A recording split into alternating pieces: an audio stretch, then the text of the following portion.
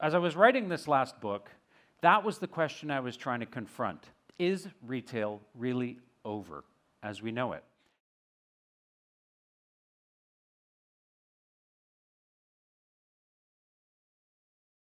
And I came to the conclusion that it's not, and I'll tell you why. If retail were really over, we wouldn't do things like this, right? We wouldn't line up outside of stores and do a victory march into a new Apple store just to get the latest iPhone. We also know that shopping is a physiological thing. Shopping feels good to our bodies, and we actually get the release of a chemical in our brain called dopamine when we have a really good shopping experience. And the effect on our brain is exactly the same as this. Not that I've ever tried it, but I've heard. I've heard that it's exactly the same.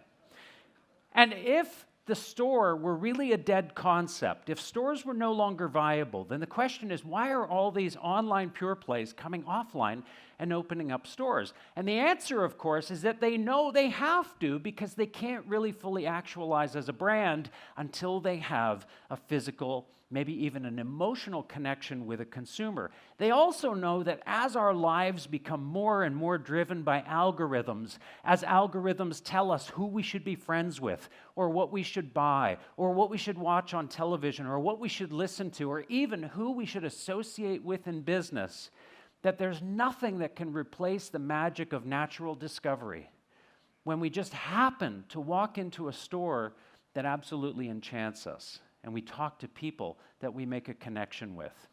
So the future of the store is safe. We will need physical shopping spaces to go to, but we also have to recognize, if we're smart, that everything about those shopping spaces is going to change. And it's going to change really dramatically over the years to come, and that's already started. And what we have to start questioning is not whether or not stores are going to be around, but what is the purpose of those stores? Because, when you think about it, the store hasn't changed. The mall, the shopping center hasn't changed in about 200 years. Still the same sort of format, still the same economic model. Everything is pretty much the same. But here's my theory, and it's a theory that I try and articulate in the book, that we're not witnessing the death of any channel. We're not witnessing the death of retail. What we're actually witnessing is a historic transformation and a transition.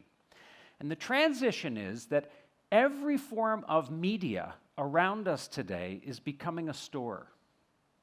Every form of media, every medium around us is becoming now a store.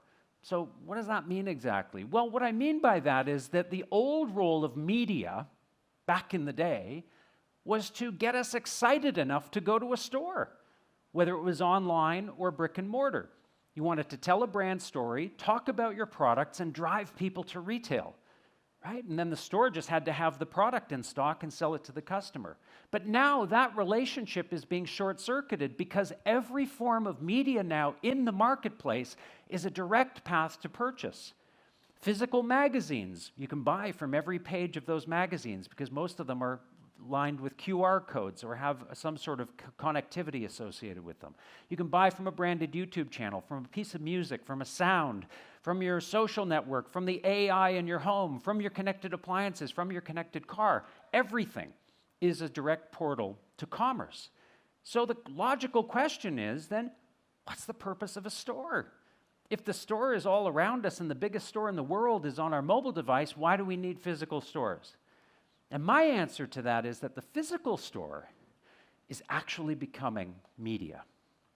And I would say that the physical store is actually the most powerful, manageable, and measurable form of media that a brand has, by far, because it's the only experience today that you cannot replicate fully online.